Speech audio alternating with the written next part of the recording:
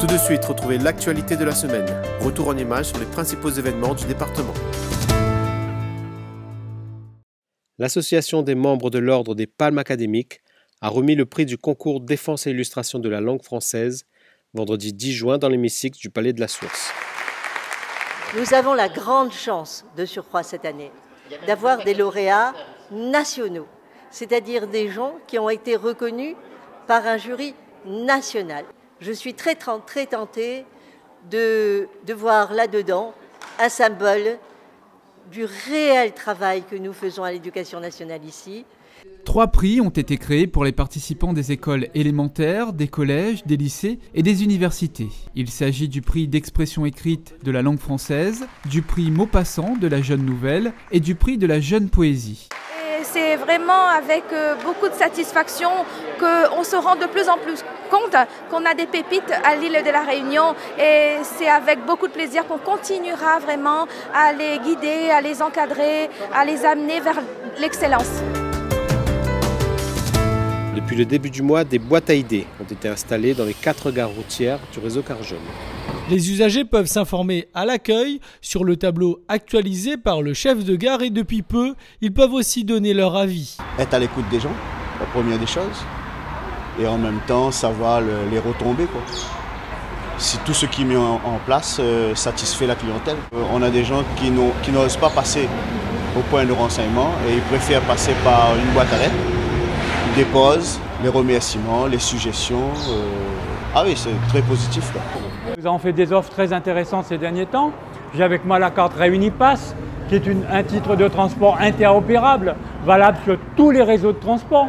Vous savez qu'on a mis en place la Wi-Fi dans les réseaux Carjaune. Donc voilà 2 exemples concrets d'amélioration des offres de services et nous attendons de la population, des usagers qui nous donnent aussi des idées pour pouvoir améliorer leur voyage en fait. Le conseil départemental, en partenariat avec le CNFPT, a organisé une journée d'actualité sur la nouvelle loi relative à la protection de l'enfance, lundi 13 juin, dans l'hémicycle du Palais de la Source. En fait, la loi de 2016 vient, on va dire, compléter, renforcer la loi de 2007. C'est-à-dire qu'elle réaffirme aujourd'hui le rôle fondamental du département dans la protection de l'enfance. Elle insiste sur une meilleure identification des problèmes, un meilleur repérage des risques, mais également comment mieux sécuriser la notion de parcours de l'enfant.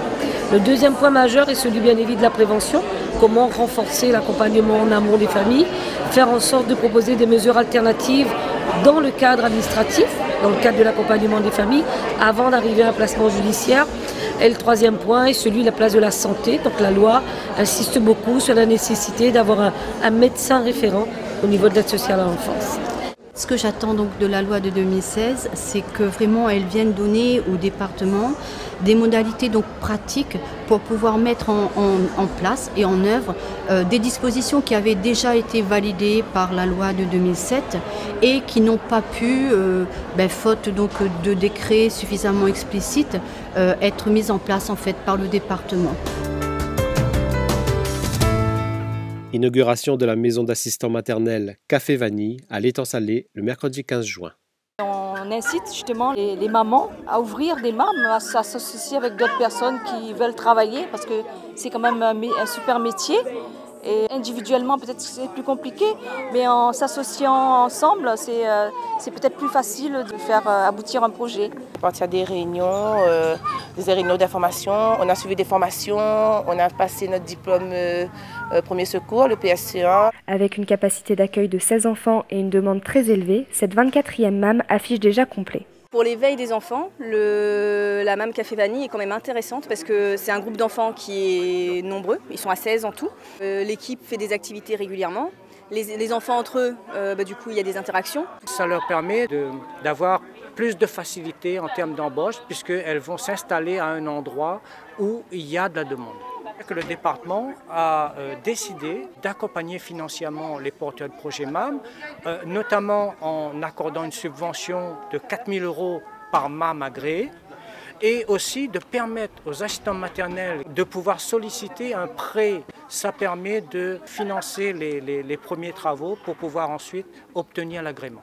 De plus, près de 150 assistants maternels bénéficient chaque année d'une formation gratuite organisée et prise en charge par le Conseil général. Le Collège Bourbon a participé à la commémoration du centenaire de la bataille de Verdun.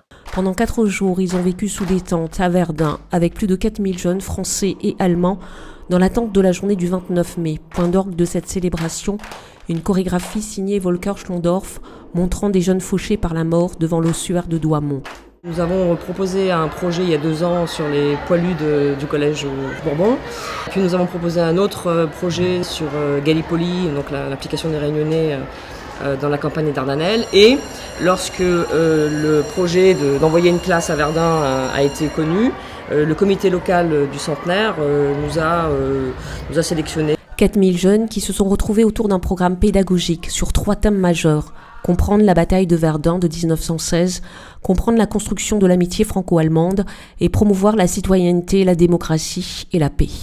Et on était vraiment dans des conditions, on a aussi eu une petite sacoche, les sacoches que les soldats portaient quand ils allaient à la guerre. On a vu aussi dans l'ossuaire plusieurs tombes de soldats morts et inconnus français. Autre moment très riche de ce voyage, le recueillement sur les tombes des poilus réunionnais tombés pour la France et dont les corps sont enterrés à Verdun.